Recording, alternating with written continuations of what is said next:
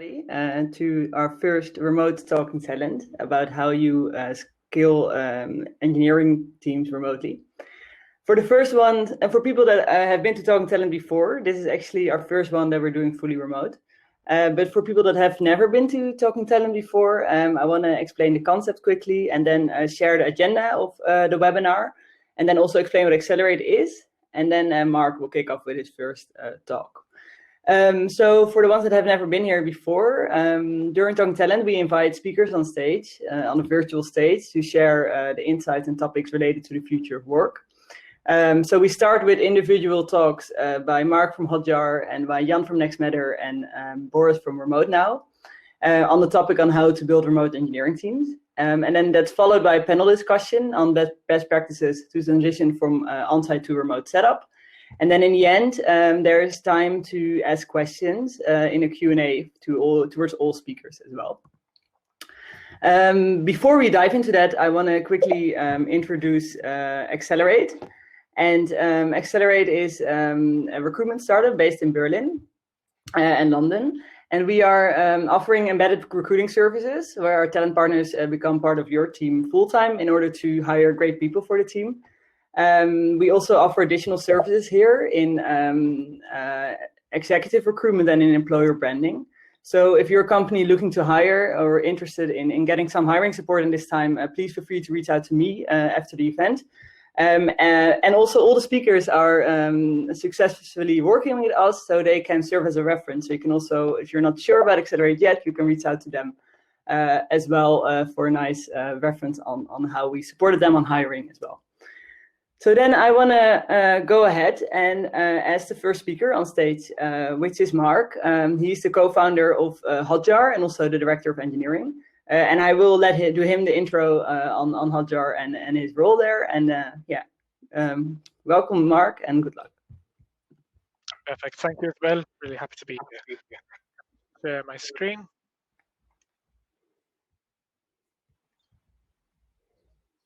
Perfect. Can you see that? Yes, it works. Perfect. So yeah, just a quick intro from my end. So as Isabel mentioned, I'm the of engineering at Hotjar. I have been working remotely for the past 7 years, 4 of which I've been leading an engineering team. I spent the previous 8 years working in multiple office-based engineering teams. So I have a bit of a mix of experience of both remote engineering and non-remote. And in terms of what Hotjar is, it's a behavior analytics software. We currently have 109 completely remote team members, of which 37 work in engineering, and that is a total of 6 engineering teams. So today what I'm going to be talking about are specifically challenges related to being remote. So obviously being in engineering, there are many different challenges. Today I'm just going to be tackling the challenges we have faced at Hotjar as we got used to working in a remote environment. So when you actually think about it, at its very core, the biggest difference between remote and non-remote is the communication. And throughout the years, as we've worked remote, we've realized that actually it comes down to two facts. So first off, in remote environments, all communication needs to be pre-planned. So in an office environment, there's the benefit of being able to just speak to random people who happen to be walking through the office. That's not something that's naturally going to happen in a remote environment. You actually need to plan calls with other people. Also, the second fact is that all communication needs to have a very clear purpose. So as you realize in a remote setting, it's extremely important to be to optimize your time and make sure that you can focus on work and not spend too much time on calls.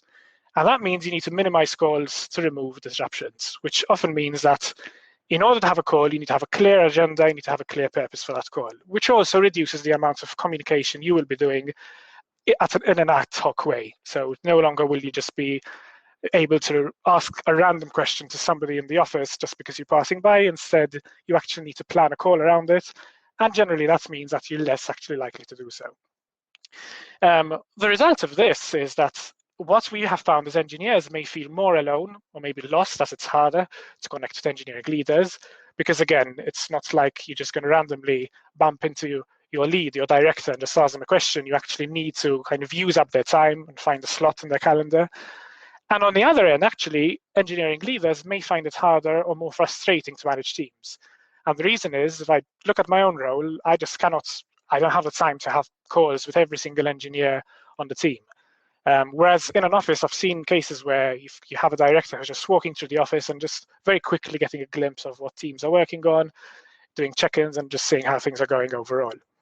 There are also a few technical challenges related to remotes, namely kind of how to get everyone in different areas access the same source codes, security. That's not the scope of this presentation, so I will not be covering that. What I do want to cover, though, is these three points, which I feel over the last few years, these 3 points have really been what have allowed us to succeed in engineering at Hotjar. So I'll start off with shared values and mindset. So this is extremely important. We've found that actually the most high-performing teams are those where we've got engineers who really align well on kind of their approach to engineering and the mindset, so the way they approach problems and life in general. And I just also want to point out that starting a remote company is unfortunately not the same as switching to remote. So there are very different challenges. And having worked in both remote and non-remote setups, I do know for a fact that there were engineers who were very good engineers who worked in a non-remote setup who found it very hard actually to transition into a remote role. So with Hotjar, we've obviously had the benefit of being remote first from day one. So we could build a remote first company. But if you are switching to remote, there are some slight different challenges there as well. So if you are starting a remote company, it's extremely important that you're hiring engineers with a high level of self-discipline. So engineers need to be able to really manage their time well. Great communication skills. So for us, this is actually extremely important. So we have said no to engineers who are very strong technically, but simply don't have the communication skills we need. And also engineers who have a bias for action. And the third one is particularly important because in a remote environment, it is easier to procrastinate. And what I mean there is you might have a call set up for an hour where you meant to take a decision, you haven't taken the decision, and you just say, you know what, we'll just take the decision next week in the next call we have. So you need engineers who want to get work done. If, on the other hand, you're switching to remote, you need to be much more deliberate about your culture, your engineering culture, and your working practices. So that means you need to be explicit about how you expect engineers to work. And this is something actually that not even leadership needs to define alone. It's something that engineers can discuss together and decide how do they approach engineering challenges? How do they want to work on a daily basis? And also in terms of working practices, how do they want to carry out meetings? How do they want to give feedback, receive feedback? These are all very important conversations to have now that you are in a remote setup. The second point I want to cover is being autonomous, having autonomous and self-driven squads. And this is something that we've believed in at Hotjar from day one, with the idea being that squads should have the autonomy to basically take full ownership of an area and run with it. And one of the things we've done in order to do this is we use team leads instead of engineering managers. And at Hotjar, a team lead is actually somebody who sits within a team, so somebody who spends at least half of their time coding, doing code reviews, but the other half of their time doing one-on-ones with the rest of the team and basically trying to address blockers with the team. The reason we did this is, as much as possible, we want teams to be able to take decisions within the team itself. So we don't want teams to need to depend on external leadership or external stakeholders to have to move forward. So ideally, teams should be empowered to take decisions quickly. And a team lead specifically, one of the roles is to make sure that those decisions are being taken and taken on time as well. At Hotjar, we're also trying to build a culture of getting shit done. And this essentially means we want engineers to want to get work done. And the way we've done this from the very beginning is we've started a weekly demo. We started a weekly demo, which happens every Friday at the end of Friday. So basically, we wrap up the week with that demo. And the idea is that all teams, regardless of departments and regardless of whether it's very technical, non-technical, they have to demo the shipped work they completed every single week. And what we realize, actually, this has the side effect of making engineers want to get work done. And this is not just for engineers, this is something that's extremely effective for all team members. So team members obviously don't want to be the ones to not have anything to demo, so it also serves to really motivate the team to get work done. We also try to create better team synergies by encouraging remote team activities. And essentially what we do here is all teams, again, have full autonomy to decide what they do. But some examples of what some of our teams do is sometimes they take breakfasts together.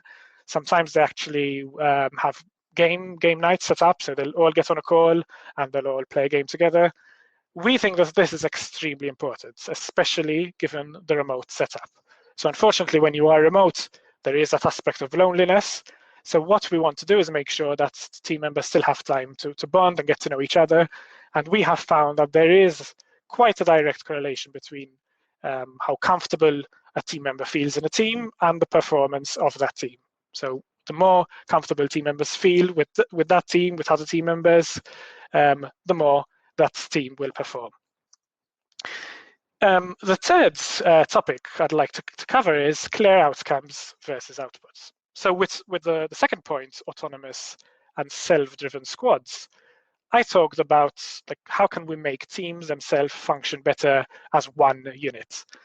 Now the reality is, even though that can work, it cannot work without providing the team with a clear direction. So how do we make sure a team is working on the right things? How do we make sure that the team is prioritizing the right things that actually have impact on the business?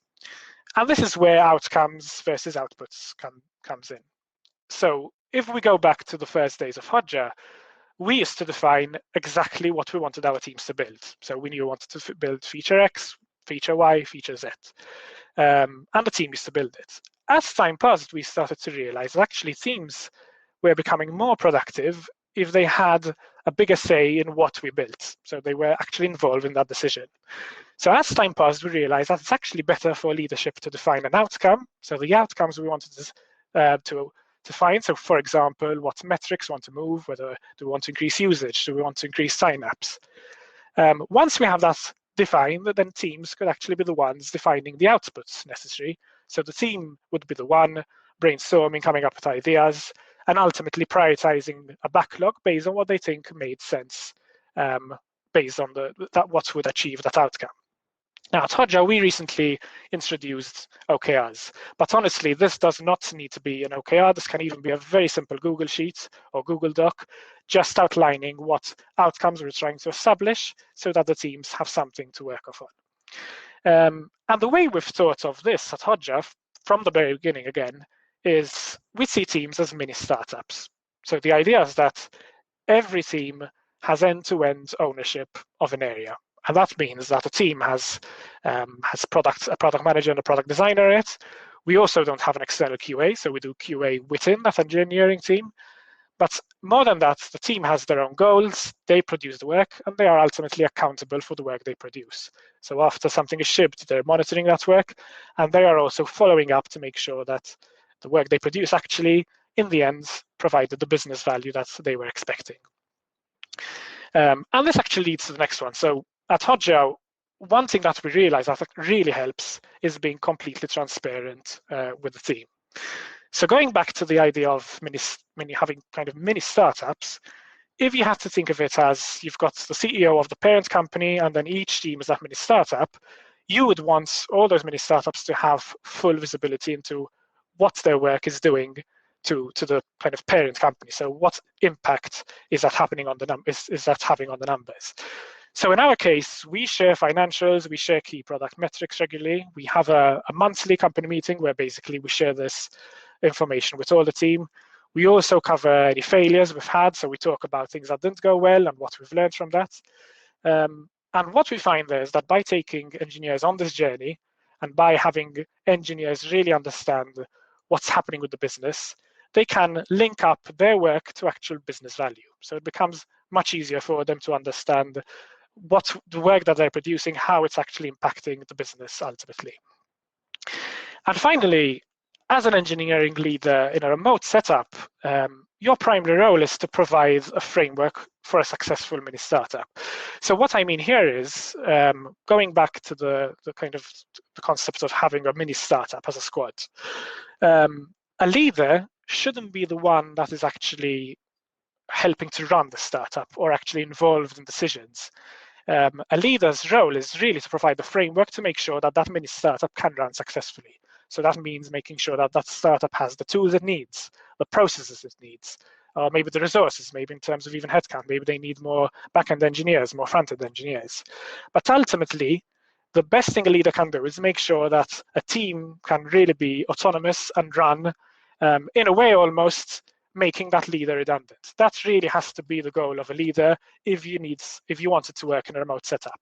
Given the communication constraints that exist, you basically need to make an effort to optimize the way the teams function to reduce the amount of intervention needed from anyone else outside that team. And finally, just one thing to end on, I think it's good to also acknowledge that we all need to be very comfortable with both change and failure. So one thing I've learned from being at Hotjar for the last 5-6 years and seeing how we've built remote engineering teams is that what worked even last year does not work today. So you constantly need to be evolving. You constantly need to be questioning, is this working right now? Shall we just change it? And I think we all also need to be very comfortable with failure. So a lot of things we're going to try will just not work, will fail. And I think the key is obviously we need to learn from those failures and be able to pivot very, very quickly. That was it from my end. Thank you. And I'll be happy to take any questions at the end. Thank you so much, Marc. That was really great. As Marc indeed said, we'll be doing questions on the end. Here on the right of the screen, you can actually put in your questions. And then you can also upvote questions, and we'll make sure to discuss most of them as well.